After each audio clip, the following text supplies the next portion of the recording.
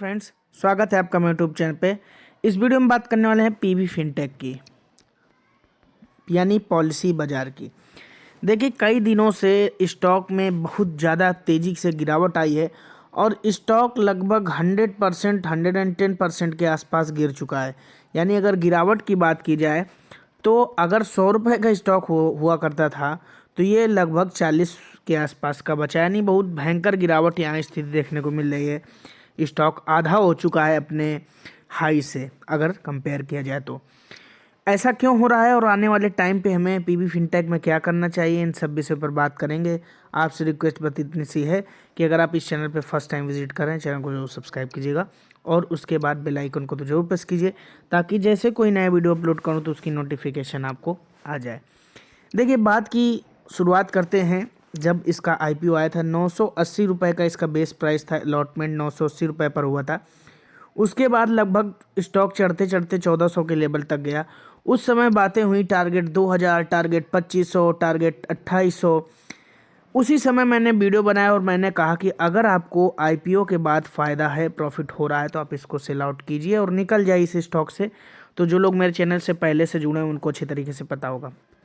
देखिए, 2000 अगर हम 21 की बात करें तो कई सारे स्टॉक्स लिस्ट हुए, जिसमें से बहुत सारे स्टॉक्स ऐसे हैं जो लिस्ट होने के बाद आधे हो गए।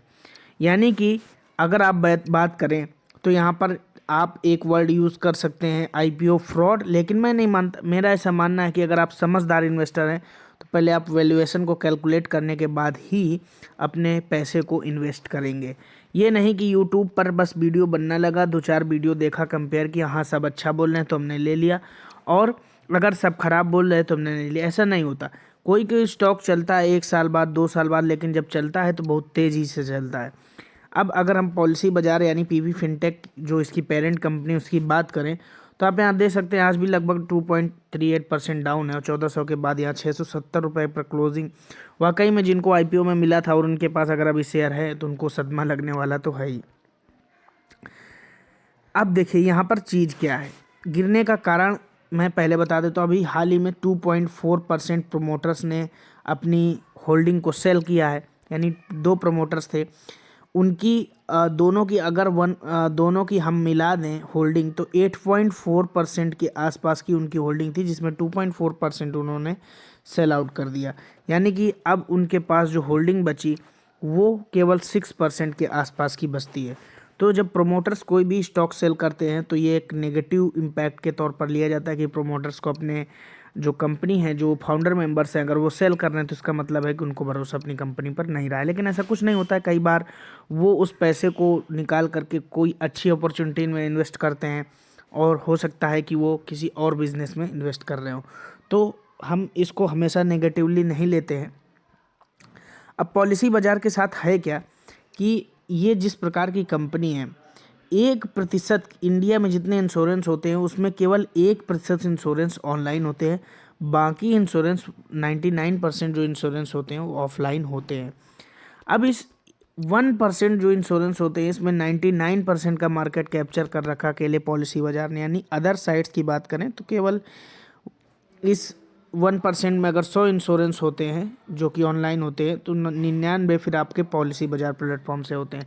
यानी कि अगर इंडिया में ऑनलाइन इंश्योरेंस का मार्केट कल को बढ़ता है तो सबसे ज़्यादा फायदा किसको होने वाला है? पीवी फिनटेक को होने वाला है। और अच्छी सी बात है, इन्वेस्टिंग कंपनी होती है। अब कई सारी बातें की जा रही हैं इसको लेकर के कि यहाँ पर जो रिटेल इन्वेस्टर है वो फंस गया है और उनकी होल्डिंग देखिए बेच करके प्रमोटर निकल गया। तो इस बात को वेरीफाई करने के लिए मैंने क्या किया कि बीएसई का साइट पर गया। रिटेल इन्वेस्टर उसको कहते हैं जिसके पास 2 लाख या उससे कम की होल्डिंग होती है किसी स्टॉक में। तो फिर अगर उनकी होल्डिंग देखा जाए तो individual share capital up to 2 lakhs, यहाँ पर आप देखेंगे केवल 2.12% की होल्डिंग है रिटेल इन्वेस्टर्स की। यानी कि बहुत बड़ी संख्या में अगर किसी ने इन्वेस्ट किया है तो आप देख सकते हैं 17 म्यूचुअल फंड कंपनीज ने इन्वेस्ट किया है जिसमें 2.22% की होल्डिंग है।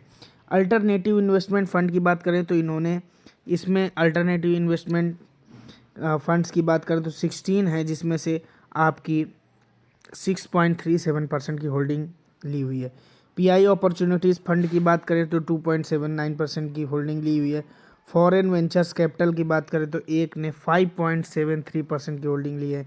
यानी कि अगर बड़े बड़े एफपीआईज की बात करें तो एफपीआईज में फॉरेन पोर्टफोलियो इन्वेस्टर्स की बात करें तो 104 एफपीआईज ने इन्वेस्ट किया, जिसमें 10.56% की होल्डिंग ली हुई है।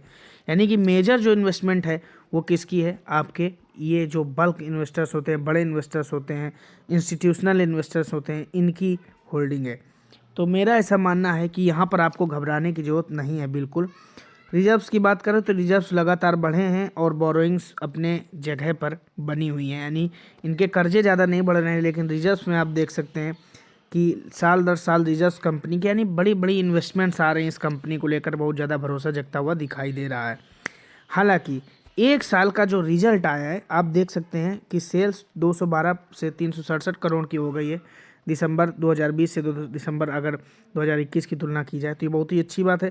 लेकिन जो प्रॉफिट है वो लॉस जो था वो बढ़ करके 20 करोड़ से 298, इसको इसलिए नहीं देखना चाहिए क्योंकि मेरा ऐसा मानना है जब कोई भी कंपनी एक्सपेंशन के मोड में होती है और तेज़ी से एक्सपेंड कर रही होती है खुद को, तो इसी तरीके से डेटा देखने को मिलता है। मेरा ऐसा मानना है कि पॉलिसी बाजार जल्दी 1000 प्लस के टारगेट को छुएगा और यहाँ से रिवर्सल की तैयारी भी हो सकती है। वीडियो आपको जैसा भी लगा कमेंट बॉक्स में जो बताइएगा और फर्स्ट टाइम अगर चैनल पर विजिट किया है चैनल को सब्सक्राइब कीजिएगा। Thank you for watching. जय हिंद।